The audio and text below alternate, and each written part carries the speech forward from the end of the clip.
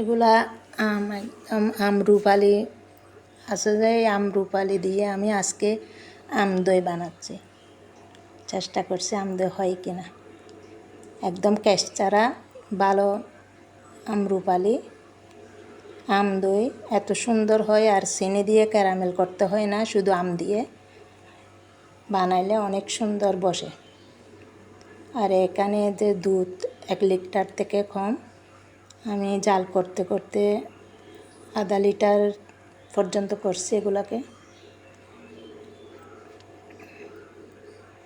ওই যে চিনির ক্যারামেল না দিয়ে একদম সুগন্ধি, একদম আমের সুগন্ধি এত সুন্দর করে বসছে। বৃষ্টির সময় আমি মনে করছিলাম দই বসবে না, যেই না বৃষ্টি শুরু হয়েছে অনেক সুন্দর করে বসে গেছে। কারণ আমি চুলার মাঝখানে রাখছি ভালো করে ঘুরে, চুলা দুই দিকে একটু ছোটো করে জালে রাখলাম, দেখছি সুন্দর করে বসে গেছে একদম। আর মানে যে আমের সুগন্ধ সুন্দর দই